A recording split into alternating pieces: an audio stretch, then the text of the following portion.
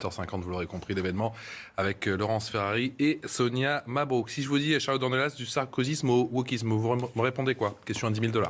Ramayad, apparemment. Allez, Ramayad, qui dit vivre comme une micro-agression de devoir passer devant la statue de Colbert à quelques encablures de l'Assemblée nationale. L'ex-secrétaire d'État expatrié du côté de Washington, ça fait 3 ans, dresse un constat très amer de la France dans une interview qu'elle donne à nos confrères de l'Express. Morceau choisi. Nous sommes à un moment où le risque de basculement est tel qu'il me paraît primordial que nous parvenions à nous dire les choses. Prétendre que les races n'existent pas en France, alors que le racisme est partout, a précipité notre pays dans les graves périls actuels. Les gens se disent toujours antiracistes, mais les élites sont quasiment toutes blanches. Autre extrait, la France a réécrit son passé pour nier ce qu'elle a été en France. Le racisme en France n'a pas été importé des États-Unis, c'est un héritage de sa propre histoire. Charlotte, en niant l'évidence, on refuse de voir et donc de résoudre les problèmes. La négation amène à ne proposer comme réponse que la répression. Alors je ne vous demanderai pas si vous êtes surprise ou non par ces propos, mais pourquoi cette attaque, pourquoi maintenant et surtout, quel but elle a? Alors c'est ça, il faut d'abord se poser la question, et pourquoi Ramayad nous dit ça tout à coup? En effet, on n'avait pas entendu parler de Ramayad depuis longtemps, elle s'était installée aux États-Unis depuis 3 ans. On l'avait un petit peu oublié, mais on se souvient, maintenant qu'elle revient dans cette interview, on se souvient à la fois de qui elle a été, secrétaire d'État sous Nicolas Sarkozy. Elle était au sein des Républicains de 2007 à 2010, nous explique-t-elle dans cette interview. Et alors moi, la première chose qui m'a épaté, parce que alors, je conseille à tout le monde la lecture de cette interview pour une raison simple, c'est que souvent quand on nous parle du wokisme, là aujourd'hui la ligne de défense de ceux qui se revendiquent de toutes les thématiques du wokisme nous explique que le mot est inventé, c'est comme d'habitude, ça n'existe pas, et le mot est inventé pour attaquer ceux qui essayent de défendre la justice et la liberté. Pas ce qu'elle dit, là. Bon, là au moins Ramayad nous dit je suis woke, elle brandit la bannière, elle le revendique absolument, et dans tous les moindres détails elle revendique aujourd'hui ce qu'est le wokisme. Donc rien que pour ça, c'est intéressant de la lire pour savoir ce que ça veut dire. Mais ce qui est très étonnant, alors je commence par la fin. La French Theory, c'est ça, mais ce en quoi elle a d'ailleurs raison. Soyons-en fiers. C'est d'ailleurs philosophiquement d'abord pensé par des penseurs français qui sont partis s'installer aux États-Unis. Les États-Unis l'ont développé. Ça revient aujourd'hui en France. Là-dessus, sur le constat, elle a raison. Je commence par la fin de l'interview parce qu'il y a quelque chose qui m'a étonnée. Donc, elle explique que la France, c'est une charge absolue contre l'histoire de France, le racisme systémique, les violences policières, tout y passe, les violences contre les femmes évidemment, tout y passe. Et à la fin, elle nous dit que, en parlant des Républicains, qu'elle a été extrêmement fière de la campagne de 2007 qu'elle avait fait avec Nicolas Sarkozy et qu'elle est extrêmement fière notamment parce que, je la cite, avec nous, le FN était à 6%, parce qu'elle s'inquiète de la montée à la fois du Rassemblement national et d'Éric Zemmour. Ouais. Et elle dit, avec nous, le FN était à 6%. Mais pourquoi? Et là, on fait le lien avec ce dont on vient de parler. Pourquoi, à l'époque, je rappelle quand même que Nicolas Sarkozy a fait sa campagne en utilisant les mots de Karcher dans les banlieues, 2005. En utilisant les mots de « je vais vous débarrasser de la racaille », en utilisant le mot d'identité nationale qui avait fait hurler le pays tout entier, en nous expliquant qu'il fallait rompre avec l'idéologie de mai 68. C'est-à-dire qu'à l'époque, Nicolas Sarkozy était l'anti-woke absolu. Alors, on ne parlait pas encore de woke, mais l'anti-woke absolu. Et elle nous dit encore aujourd'hui qu'elle a été très fière de cette campagne et qu'il faudrait que sa famille politique, son ex-famille politique, s'en inspire aujourd'hui. Alors, j'ai eu du mal à comprendre. Donc, elle, on comprend que peut-être à l'époque, il y avait un petit peu d'opportunisme au moment d'accepter dans un pays qu'apparemment elle exècre, dans une histoire qu'apparemment elle exècre, de devenir secrétaire d'État. Et depuis qu'elle est partie à Washington, elle nous explique que les élites sont toutes blanches. Alors, il ne fallait pas partir déjà pour commencer.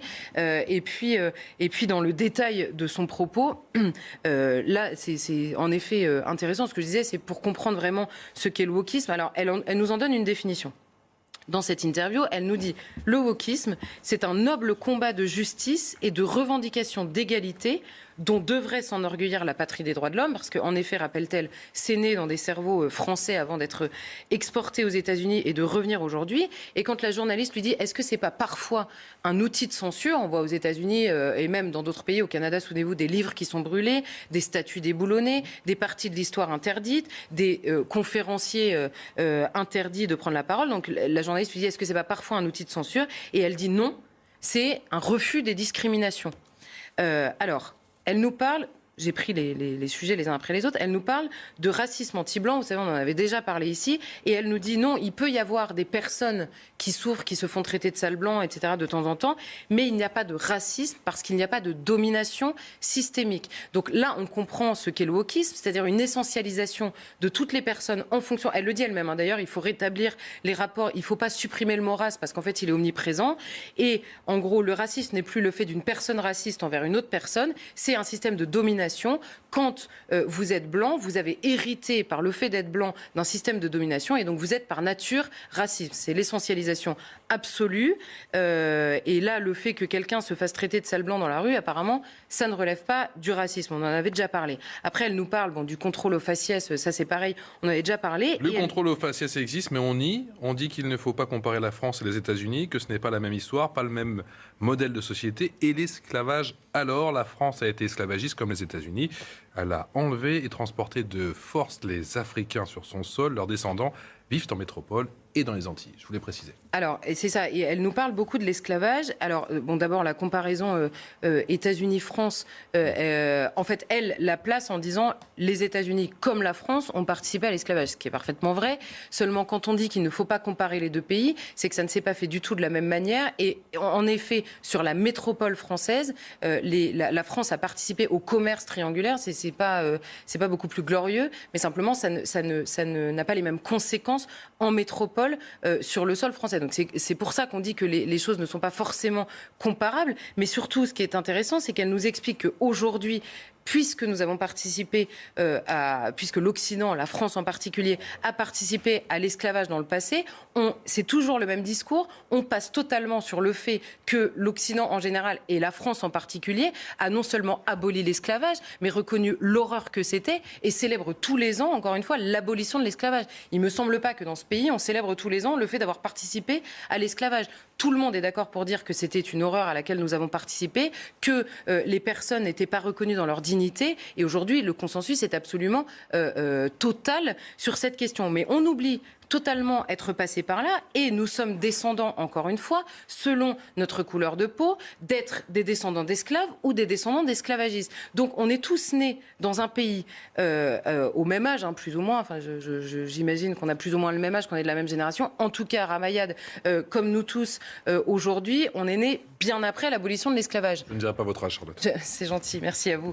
On est nés bien après, mais nous dit-elle, c'est pas grave, ça continue. On doit continuer à n'être que inscrit dans cette histoire-là. Et là, nous dit-elle, encore une fois, c'est une question de justice et d'égalité. Alors, je vais reprendre l'exemple de Christiane Taubira, qui disait, au moment de voter cette loi, elle disait, il ne faut pas parler de la traite arabo-musulmane dans cette loi, il ne faut pas insister dessus, parce que ce serait extrêmement lourd comme passé à porter pour les jeunes arabes.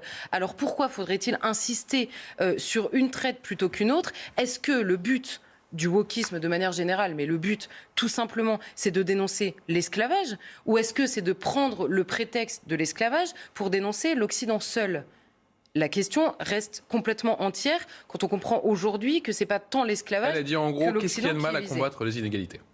Bien sûr, mais c'est pour ça que je prends les exemples les uns après les autres, parce que on va prendre deux exemples assez récents de le wokisme en marche. Souvenez-vous, alors c'est un des premiers exemples qu'on a pris dans ce pays-là pour essayer de comprendre ce qui se passait aux États-Unis. Brett Weinstein, qui était un professeur d'université aux États-Unis, dans son université est organisé pour rétablir l'égalité une journée, aujourd'hui, aux États-Unis, interdite aux élèves blancs. Et le professeur dit non, là ça va trop loin en fait. On peut discuter des rapports entre les Noirs et les Blancs aux États-Unis, il n'y a pas de problème. On ne va pas aujourd'hui faire payer à des étudiants qui sont nés il y a 20 ans le fait d'être blanc dans cette université. Donc je ne veux pas participer à ça. Ça a été un scandale absolu. Il revient pour essayer d'expliquer aux élèves pourquoi est-ce qu'ils refusent ce concept-là. Et il dit, est-ce que je peux vous expliquer ? Et les élèves, franchement, la vidéo est incroyable. Les élèves sont en face de lui et lui disent non, vous ne pouvez pas parler.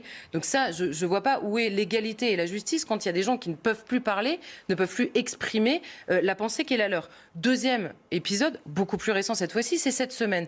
Souvenez-vous de J.K. Rowling, tout le monde la connaît, elle a écrit Harry Potter. Harry Potter a 20 ans aujourd'hui. Le film Harry Potter a 20 ans. Et il y a quelques années, J.K. Rowling relaye un article qui était intitulé « Les personnes qui ont leurs règles ».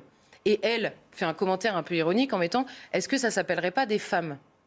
Elle est accusée immédiatement de transphobie, puisqu'il y a des femmes qui deviennent des hommes qui font une transition pour devenir des hommes, qui ont encore leur corps de femme et qui donc ont leurs règles. Et donc ce serait les invisibiliser que dire que seules les femmes ont leurs règles. Donc elle est accusée de transphobie à ce moment-là. Ça dure sur plusieurs années et aujourd'hui, qu'est-ce qui se passe dans le mouvement woke aux États-Unis ?